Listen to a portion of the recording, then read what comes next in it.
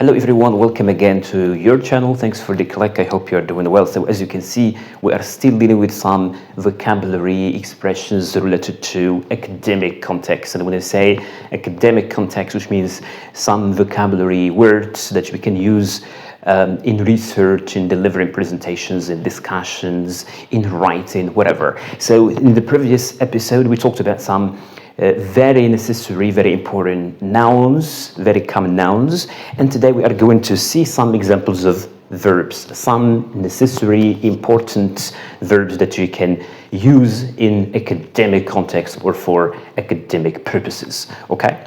So the verbs we are going to see are here in these sentences, so we are going to go one by one, okay? Now let's see number one. They discuss some of the problems. So we have the word discuss, and when I say discuss, which means exchanging opinions, exchanging views, exchanging ideas in the form of groups, most of the time group, or sometimes it can be a pair. So discussing, which means exchanging ideas, exchanging views, exchanging opinions, and most of the time related to kind of topic. So here, for example, we are discussing, or students are discussing some of the problems related to certain issues or certain matter. Okay, so number two, all students are involved in the discussion. All students are involved in the discussion. And when I say involved in, to involve, the verb is to involve, which means to be part of, okay? To be, we can say part of the discussion, to be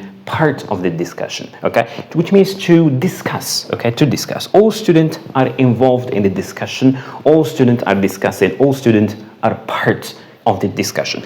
All students are involved in the discussion. He conducted a research on AI. He conducted a research on AI. Last time we studied this research on, and today we are going to see conducted research. The verb to conduct, or we can say to do a research, to do a research on something. So this is why to conduct. So always the verb goes with research is conducting a research on something, okay? Last time we saw conducting research on psychology, and today we have conducting a research on AI, to conduct a research on something. Number three, he illustrates his findings with a graph. He illustrates his findings with a graph. So what does it mean? He illustrates. We can say he illustrates or he explains. He explains his findings with a graph. His result with a graph. He illustrates, he explains, he gives more explanations on his findings, okay? He attempts to prove his view with solid argument. He attempts to prove his view with solid argument. So we can say he attempt, or he, this is something that we saw before, which is an attempt to do something, and here we considering it as a verb. He attempt, he tries to prove. So we can say to prove, or the opposite of prove is disprove, okay? To disprove his view with solid argument. So prove, which means to support. So we can say prove or support. So both of them, support or prove. Attempt to prove or to support his view with solid argument. To argument, to prove or to support his view, okay? So he attempts and prove. Attempt to do something and prove his view, prove his opinion, prove his findings, etc. Let's consider the following example. So here we have a very important verb, which is to consider. Let's consider the following examples, which means let's look at the following examples. Let's study the following examples. Let's have a look at the following examples, okay? To consider. So this is the verb to consider. Sometimes we can use it in another context. For example, we can say Charles Darwin is considered the father of evolution. We can also say Stephen Krashen is considered the father of, for example, language acquisition or second language acquisition, etc. To consider something. So let's consider the following, or we can say someone is considered as. So we can say let's look at the following examples, or let's study the following examples. Consider, let's consider this, someone is considered as. The research aims to provide more explanation for it. So here we have two verbs. We have aims, and we have provide, more explanation. So we say aims, which means, or we can say also seeks to, so aims to or seeks to, which means the goal of, the objective of is to. So the research aims to provide, which means to give more explanation, to provide. So, for example, in the classroom context, we can say the teacher provides student with more explanation, or the teacher provides student with handout, with materials, etc. So to provide someone with, so sometimes we can use it with the preposition with, okay, with, to provide someone with something, okay? So the teacher provides student with materials, with handout, with explanation. More explanation for something. So research aims to provide someone with something, or to provide, for example, more explanation for certain matter. In this chapter, this is a question. Number 8 is a question. Is this chapter included in the exam?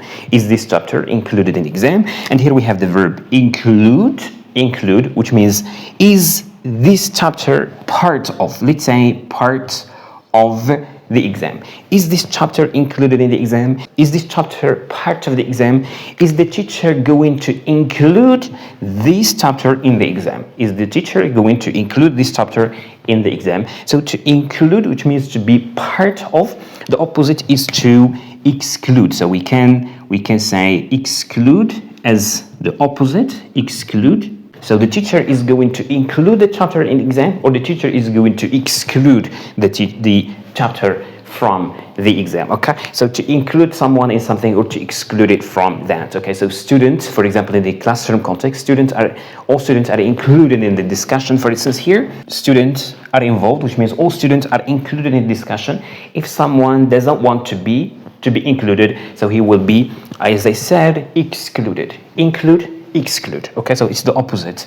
The chapter is included in the exam, or the chapter is excluded from the exam. Assuming that the results are true, or your results are true. Assuming, we can say assuming, or we can say suppose, for example, suppose that the results are true. So when I say assuming that the results are true, which means that you believe the results are true, okay? So you believe, assuming that the results are true. So here, the opposite of assume, we can say prove, to prove that something is this, okay? To prove. Assuming is just taking things for granted. We can say to take things for granted. Assuming that the result is true. Sometimes we can use it in a different context and say, assuming that you truly love me, why didn't you call me last night? A woman may tell her husband, for example. So this is just a very simple assuming, so considering that the results are true. Demotivation may account for the low marks student gets, may account for, so this is a very good expression to remember, the very good verb. So demotivation may account for, which means may explain the low marks. So demotivation may explain the low marks student get. Student gets low marks in exam, which means there is something that explains why student gets low marks in exams, or bad marks in exams. What is this? It's a demotivation. So demotivation may account for the low marks student get. The novel demonstrates how family and society impact personal choices. Here we have two verbs. We have demonstrate, how family and society impact personal choice. So here we have demonstrate, which means shows. Okay, shows. So the novel shows how family and society impact or affect. We can say affect or impact personal choices. So these are very necessary, very common verbs that you can easily remember, and you can use either in academic context or even in daily life. We can say use of language. So we have discuss, we have involve, we have conduct, illustrate, attempt, prove, consider, aim, provide, include, assume, account for, and demonstrate. So these are necessary, very important verbs to remember and use. So I advise you to use these we can say verbs in your personal examples, in your personal use, either in writing or speaking, discussion, when you're delivering presentations or writing research, for example. When you are writing a research can also be used. If you want to learn more and more about academic vocabulary, academic English, I advise you to read Mccarthy and O'dell 2008, very, very important book to learn more and more about the English vocabulary in use. Okay, I hope you find this easy to remember. I will leave a very simple exercise to complete with these verbs at the end of the video. If you have any question or suggestion, don't hesitate to let me know. See you in another episode with another lesson. Have a good time and goodbye.